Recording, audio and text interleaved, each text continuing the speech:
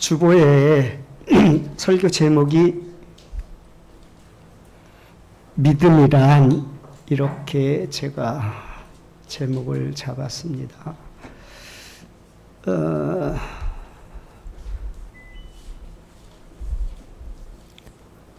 설교를 다 준비하고 제목을 잡을 수도 있고 제목을 미리 정하고 그 설교를 준비할 수도 있습니다. 이번에는 설교를 다 준비했는데 어떤 제목을 붙일까 고민하다가 믿음이란 무엇인가 라고 할까? 우리는 어떻게 믿어야 될까? 라고 할까? 우리가 믿는 믿음은 어떤 믿음인가? 라고 할까? 많이 고민을 하다가 그냥 믿음이란 하고 퀘스천 마크를 붙였습니다. 여러분들은 믿음이란 뭐라고 생각하십니까? 히브리서 11장 1절 우리가 잘 아는 대로 정의가 분명하게 나와 있습니다. 믿음은 바라는 것들의 실상, 보지 못하는 것들의 증거라고 정의가 되어 있는데 이해가 가십니까? 그거 다 이해하십니까? 그러면 신학자 수준이십니다. 신학자들도 사실은 말이 많습니다.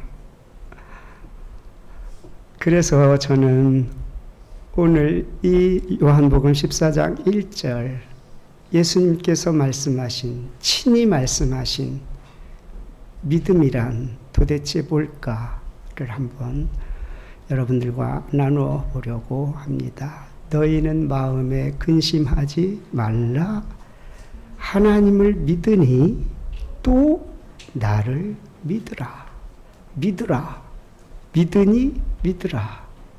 이 말씀은 도대체 어떤 뜻일까? 그리고 우리가 어떻게 하나님을 믿어야 바르게 믿는 것일까를 한번 고민해보는 시간이 되었으면 좋겠습니다. 단도직입적으로 결론부터 말씀드리겠습니다. 그래야 또 편안하게 들으시니까. 이 우리말로 된 이 성경은 이해하기가 그리 쉽지가 않습니다. 마음에 근심하지 말아라. 하나님을 믿으니 또 나를 믿으라. 성경 한 10독, 20독, 100독 하시는 분들은 그냥 읽기 바빠서 지나칠 수도 있습니다. 조사 하나, 어미 하나 따져가면서 읽어봐야 하는 말씀인데 우리는 그냥 하루 분량을 채우려고 하루에 석장씩 읽기로 했으니까 그냥 읽을 수도 있습니다. 그런데 원어의 원래 뜻은 이렇습니다. 세상 풍파에 요동치는 그 마음을 당장 스탑하고 내 전 인격을 주님 안으로 통째로 던져 넣어 완전히 맡겨라 라는 뜻입니다. 어렵습니까? 자, 다시. 이 세상에 요동치는 너의 그 마음을 당장 멈추고 그 심장을, 그 요란한 심장을, 그 요란한 생각을, 마음을 주님 안으로 통째로 던져 넣어 맡겨버려라. 그것이 오늘 주님이 말씀하시는 믿음이라는 것입니다.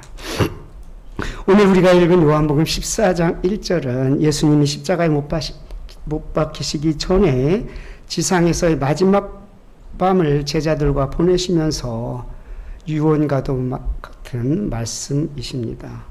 그래서 성경학자들은 이 13장, 14장, 15장, 16장, 17장까지 계속되는 이 다락방 설교를 요한복음의 핵심이다. 그 중에서도 14장은 핵심 중에 핵심이다 라고 보고 있습니다. 왜냐하면 13장에서 처음으로 예수님은 내가 이제 십자가에서 죽을 거야 라고 말씀하십니다. 그러니까 보고 뭐라 그래요? 주님 안 돼요. 저는 주님 어딜 가시든지 따라갈 거예요. 그래?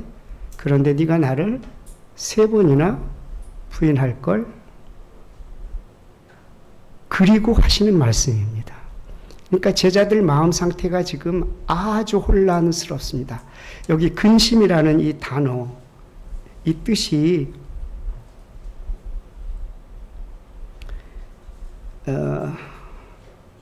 웬만하면 이제 안 쓰려고요. 그냥 의미만 말씀드리겠습니다. 거센 풍랑을 만난 배가 뒤집히기 직전 물결이 마치 미친 듯이 뒤집어져 엎어지는 상태를 근심이라고 표현을 했습니다. 그러니까 어떤 상태인지 이렇게 이미지가 보이죠?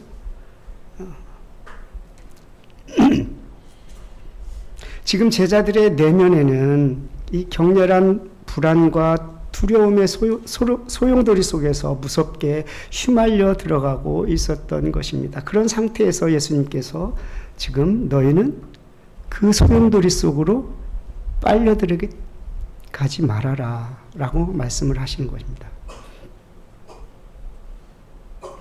바로 그 요동치는 제자들의 마음을 향해서 예수님은 폭풍치는 바다를 꾸짖듯이 명령하십니다. 너희는 마음에 근심하지 말아라. 하나님을 믿으니 또 나를 믿으라. 주님은 상황을 바꿔주시겠다고 말씀하지 않으십니다.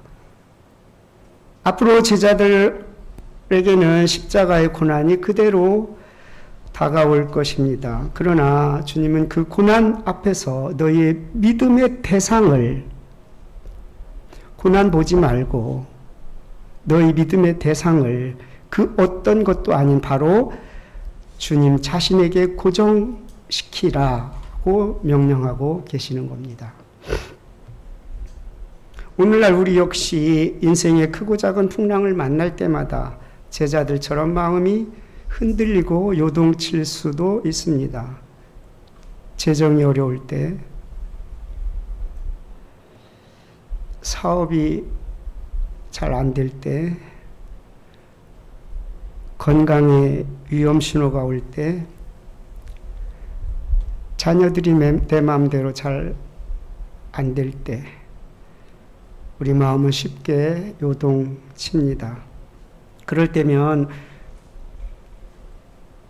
우리는 내가 분명 예수님을 믿는데 왜 내 마음의 근심은 사라지지 않을까?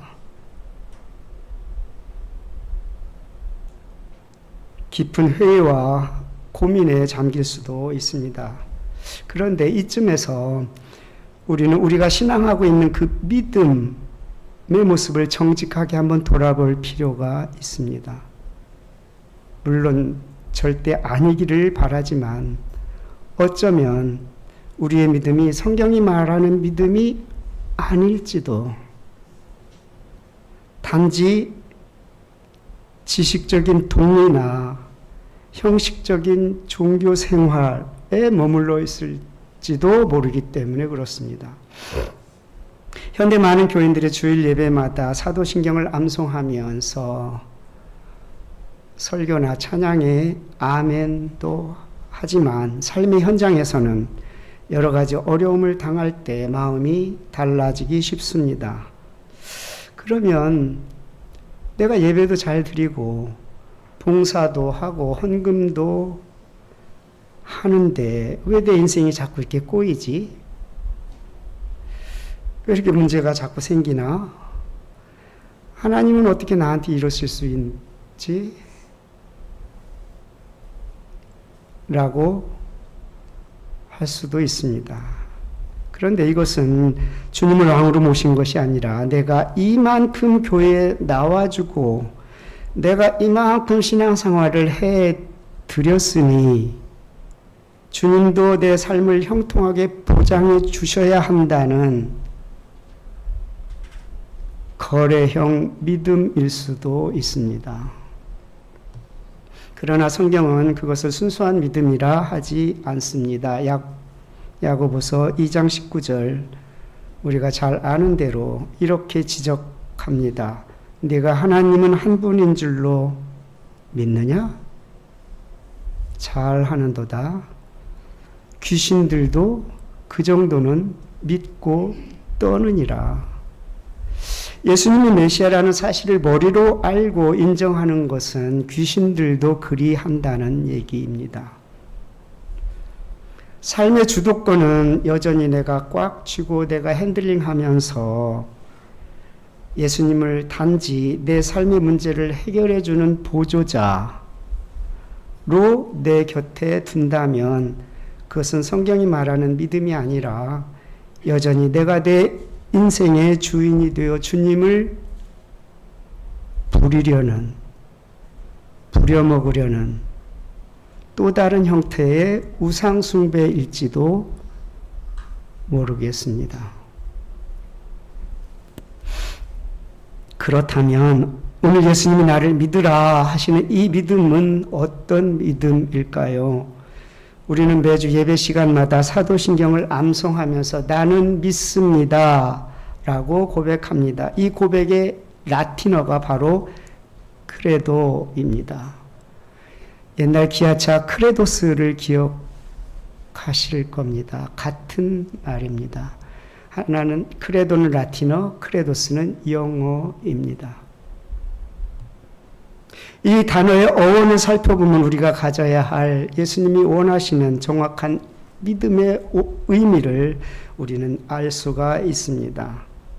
이 그래도 내가 믿습니다 하는 이 고백은 심장, 마음을 뜻하는 코르와 주다, 드리다, 바치다의 의미를 가진 도의 합성어입니다. 즉 성경과 기독교 2000년 역사가 말하는 믿음이란 바로 나의 심장을 주님께 통째로 꺼내어 바칩니다. I give my heart 뜻이 되겠습니다. 고대 문화권에서 심장은 단지 장기가 아닌 것은 우리가 잘 알고 있습니다. 이것은 바로 우리의 생명, 우리의 전 인격을 의미합니다. 그러므로 우리가 내가 주님을 믿습니다. 그래도 라고 고백하는 것은 내 생명의 주도권과 내 심장을 주님 손에 올려드립니다. 이제 내 인생은 나의 것이 아니라 주의 것입니다. 주님 날 위해 십자가 못 박히셨으니 주의 손에 나의 손을 포개고 주의 발에 나의 발을 포개고 이제는 주님 위해 살겠다는 고백인 것입니다. 그러면서도 내 삶의 근심 보따리를 끌어안고 주님께 맡기지 못하고 여전히 갈팡질팡한다면 그것은 예수님이 기뻐하시는 믿음이 아니라는 것입니다. 그렇다면 우리는 어떻게 해야 이 근심의 고리를 끊고 내 심장을 온전히 맡기는 진짜 믿음의 자리로 나아갈 수 있게 될까요? 나의 결단이나 의지 가지고 안 되는 것은 우리가 이미 많은 경험을 통해서 잘 알고 있습니다. 우리의 의지는 많이 가면 3일, 짧게 가면 3초.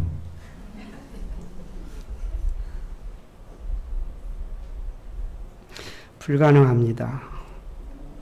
그러면 어떻게 해요? 내가 믿고 위탁해야 할 그분, 그 대상이 누구인지 바르게 알 때만 가능하다 이 말입니다.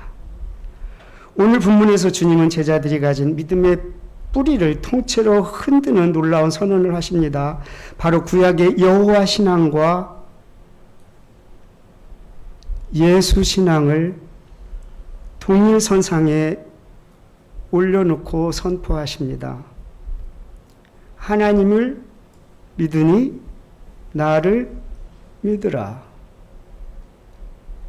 이거 우리는 그냥 그런가 보다 그러는데 당시 유태인들한테는 이거 핵폭탄급 발언입니다. 왜요? 유태인들은 주 너의 하나님은 오직 한 분이시니 이스라엘아 들으라. 이거를 자기 생명처럼 여기는 사람들이에요.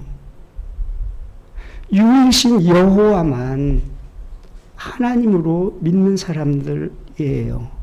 이 제자들도 마찬가지고. 근데 그 제자들을 향해서 여호와를 믿는 것처럼 나도 믿으라. 그렇게 말씀하고 계시는 거예요.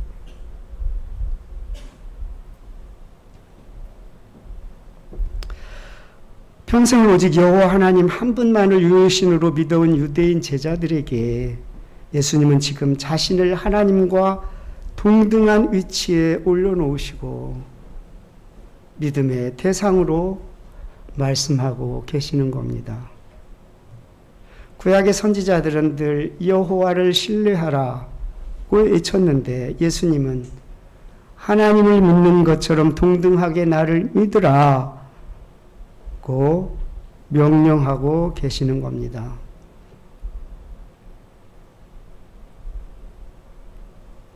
요한복음에 그래서 요한이 이 말씀을 기록할 때 이 말씀의 뉘앙스는 너희가 이미 하나님을 믿고 있으니 그 동일한 무게와 신뢰로 이제 나에게 너희 심장을 바쳐라 는 뜻인 것입니다. 이것은 요한복음 10장 30절에서 나와 아버지는 하나다.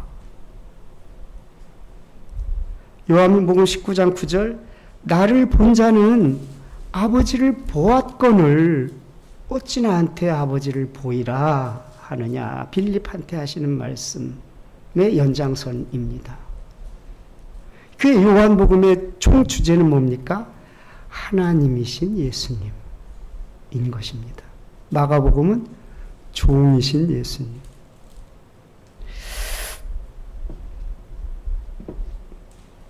즉 예수님은 이 제자들 앞에서 눈에 보이게 나타나신 하나님이 바로 나다 라고 기독론적 신성을 선포하고 계시는 겁니다. 그러므로 예수님을 믿는다는 것은 단순히 한 명의 위대한 스승이나 선지자를 신뢰하는 수준이 아니라는 것입니다. 구약의 조상들이 홍해 바다 앞에서 또 광야 40년 생활에서 생명을 걸고 바라보았던 여호와 신앙의 실체가 바로 제자들 앞에 있는 예수 그리스도이심을 믿고 너의 전 존재를 왕이신 나에게 완전히 굴복시키라는 선언이신 것입니다. 따라서 성경이 의미하는 믿음은 단순한 지적인 동의, 어그리 수준이 아니라 나의 전 존재와 생명 전체를 주님께 온전히 맡기고 던지는 전 인격적인 위탁, 트러스트인 것입니다. 이 믿음이 무엇인지를 보여주는 영화의 한 장면이 있습니다. 저는 이 영화를 보면서 그렇지, 그렇다. 믿음이 저런 것이구나 했습니다. 인디애나 존스 마지막 성전이라는 영화 보신 분도 계실 줄 압니다. 아버지를 살리기 위해서 예수님이 쓰던 성배를 찾으러 가는 길인데 절벽 앞에 섰습니다. 저 건너편에 가야 되는데 천길 낭떠러지가 앞에 가로막혀 있습니다.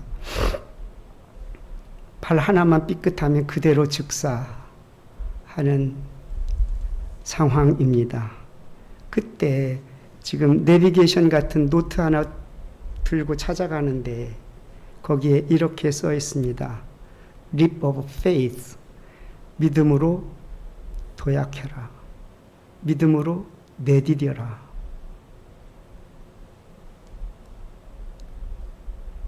보이지는 않지만 약속을 믿고 발을 그 절벽에 내디디라는 것입니다. 영상 보시겠습니다.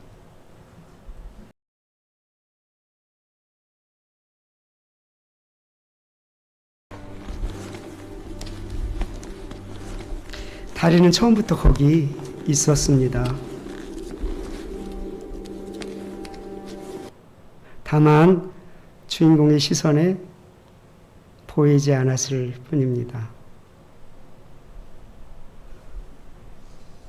성경에서 말하는 믿음이란 눈에 보이는 환경을 믿는 것이 아니라 신실하신 예수님의 그 참 좋으신 성품과 신실한 그 약속을 근거로 삼아서 내 삶의 발걸음을 절벽 위에서 아래로 내딛는 순종이라는 것입니다. 우리가 믿음으로 순종의 첫 발을 내딛기까지는 하나님이 예비하신 여호와 일의 다리는 결코 우리 눈에 보이지 않을 것입니다. 아브라함 이삭을 제단에 올려놓기까지 칼로 그 아들을, 약속의 아들 칼로 내려치기 전까지는 하나님이 준비하신 양은 보이지 않았습니다. 지금 제자들에게 그 눈앞에 스승과의 이별, 죽음이라는 절벽 너머에 있는 하나님의 그 신실한 다리를 바라보면서 너의 삶을 나한테 던져라 라고 말씀하고 계시는 것입니다. 그렇다면 예수님 우리에게 진정으로 보고 싶어하는 믿음은 어떤 모습일까요? 복음서에서 예수님은 언제나 자신에게 삶을 완전히 위탁하는 자들을 향해서는 믿음이 크다 칭찬하셨고, 머리로만 계산하면서 주저하는 자들에게 믿음이 작은 자들아 라고 탄식하셨습니다. 우리는 마태복음 8장에 등장하는 이방인 백부장의 믿음을 잘 알고 있습니다. 그는 자신의 하인이 중풍병으로 괴로워할 때 예수님께 나와 이렇게 고백합니다. 주님, 제 집에 들어오시는 것을 저는 감당할 수가 없습니다. 다만 말씀만 하옵소서. 다만 말씀만 하십시오. 그러면 내 하인이 낫겠습니다. 이 백부장의 믿음은 공간과 환경을 초월하시는 예수님의 절대 주권, 절대 권위에 자신을 완전히 맡겨버린 위탁이었고, 그의 눈앞에는 아무런 증거도 없었지만 오직 주님의 말씀 한마디면 충분하다는 신뢰였습니다. 예수님은 이 고백을 들으시고 amazed, 영어 성경은 이렇게 되어 있습니다. amazed, 깜짝 놀라셨대요. 예수님을 좀 깜짝 놀라게 해드리는 믿음 갖고 싶지 않으세요?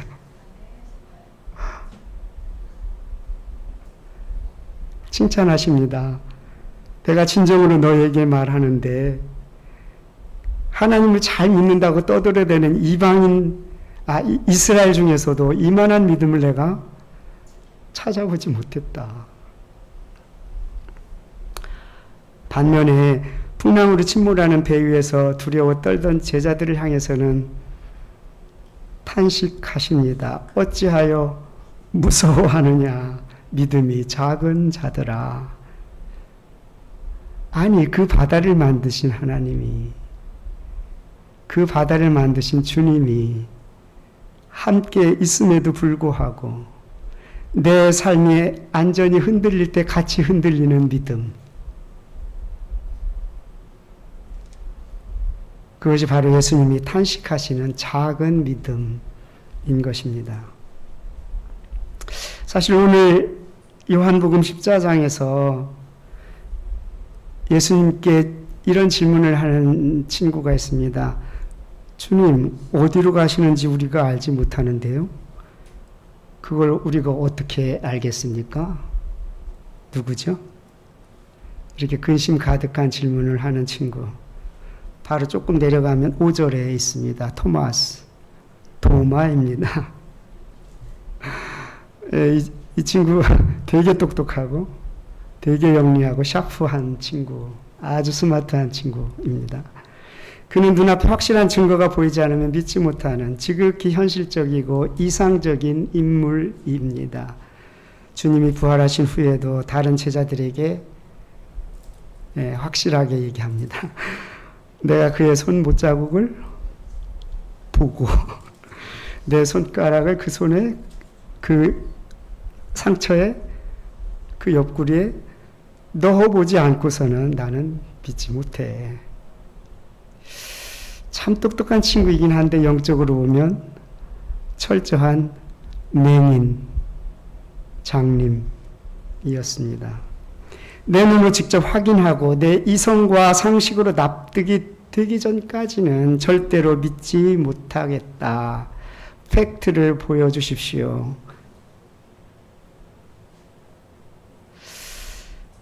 도마의 이 생각이, 이 믿음이 혹시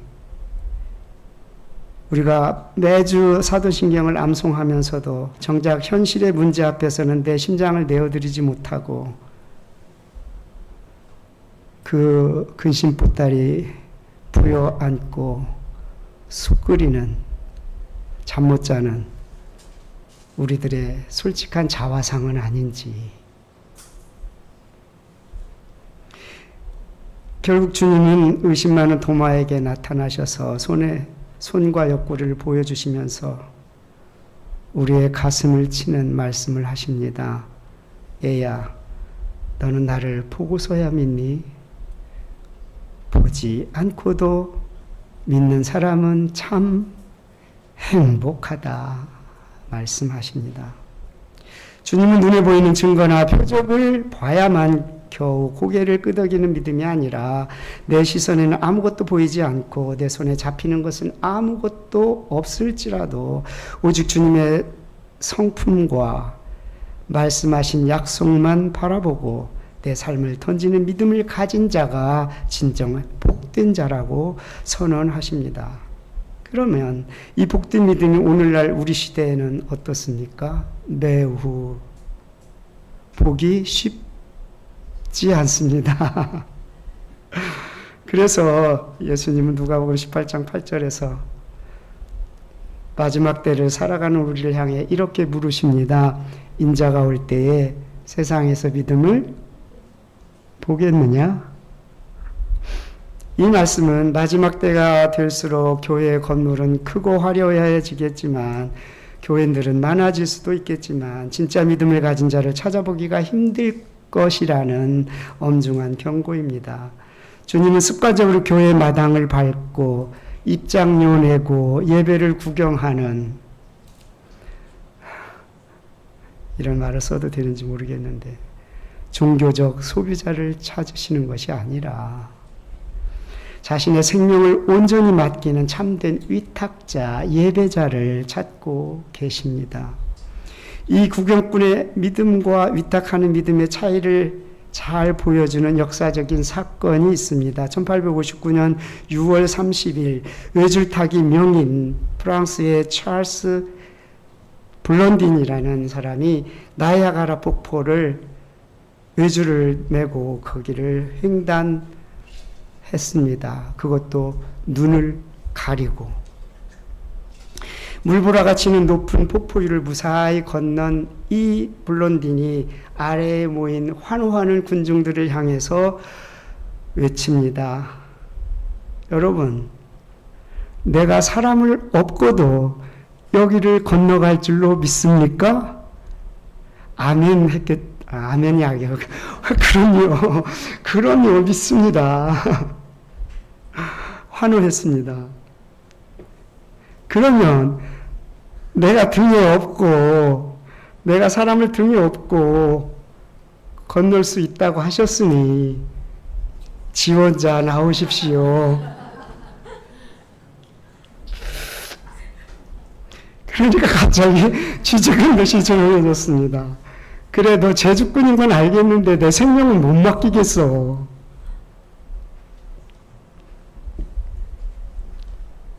그때 한 사람, 그의 매니저였던 헨리 콜코드가 걸어 나옵니다. 그리고 등에 업혔습니다. 외줄을 잘 건너는가 싶더니 중간에서 바람이 돌풍이 불고 갑자기 줄이 마구 흔들립니다. 등에 업힌 헨리가 본능적으로 살기 위해서 중심 잡으려고 몸을 뒤틀었습니다. 두 사람이 다 추락할 위기입니다. 그때 블론딘이 소리칩니다. 해리, 너는 이제 해리가 아니야. 나의 일부야. 스스로 균형을 잡으려고 힘쓰고 애쓰지 마. 너의 힘을 완전히 빼고 나한테 네 몸을 맡겨야 우리가 살 수 있어.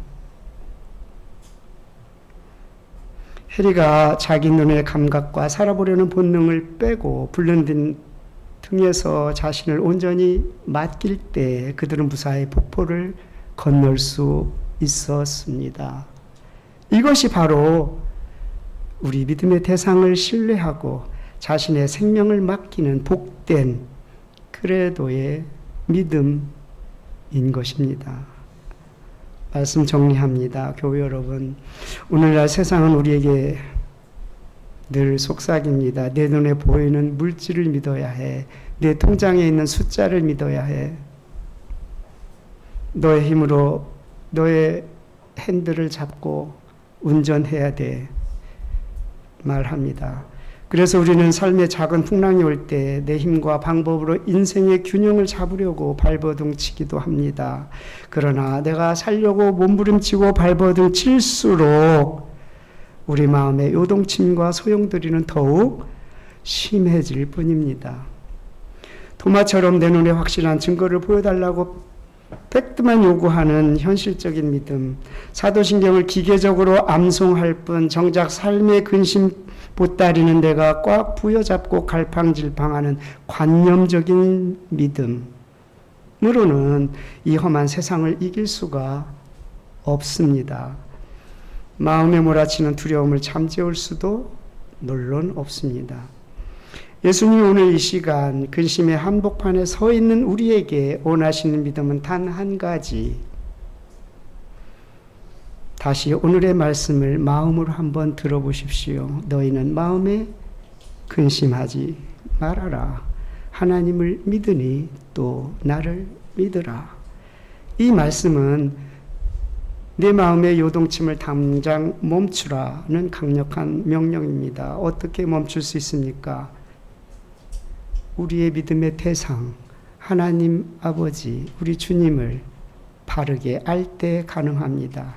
온 우주를 말씀으로 통치하시는 전능하신 하나님이 지금 내 눈앞에 나의 구원자로 서 계심을 믿으시면 됩니다. 그분이 바로 우리의 아버지가 되십니다. 그러므로 우리가 근심하지 말아야 할 이유는 내 상황이 좋아져서 상황이 호전되어서가 아닙니다. 온 우주의 절대 주권자이신 예수님이 지금 내 곁에 계시기 때문에 그렇습니다. 믿음이란 내 힘을 빼고 그 위대하신 예수님의 품 안으로 내 심장을 통째로 던져 넣는 그레도의 위탁입니다. 예수님이 사랑하는 예수 품안 교회 성도 여러분, 이제 내 힘으로 통제하려던 내 자아에 대한 믿음을 멈추시고 내 미래도, 내 자녀도, 내 사업도, 내 건강까지도 주님 손에 완전히 이양하시기를 바랍니다. 그러면 주님 품에 안겨서 더 이상 내일의 결핍이나 내일의 근심 걱정 안 하게 되고 시편 131편 찬양처럼 엄마 품에 안긴 젖된 아이처럼 고요하고 평화로운 그 주님이 주시는 평화를 누리게 되실 것입니다.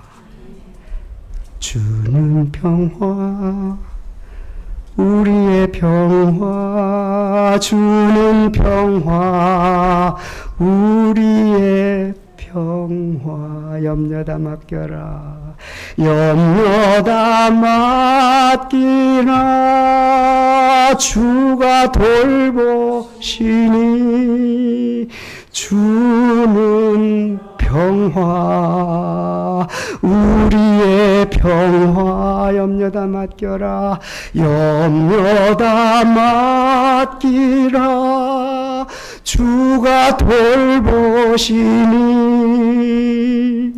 주는 평화 우리의 평화. 우리가 훗날 주님 앞에 설 때 네가 이 요동치는 세상 속에서도 나에게 심장을 맡기는 순수한 온전한 믿음을 잘 지켜냈구나. 기뻐하시는 주인공들, 칭찬 듣는 주인공들 다 되시기를 주님의 이름으로 간곡히 부탁하고 축원합니다. 거룩하시고 신실하신 하나님 아버지, 인자가 올 때에 세상에서 믿음을 보겠느냐 하신 주님의 탄식 앞에 우리의 부끄러운 믿음을 돌아봅니다.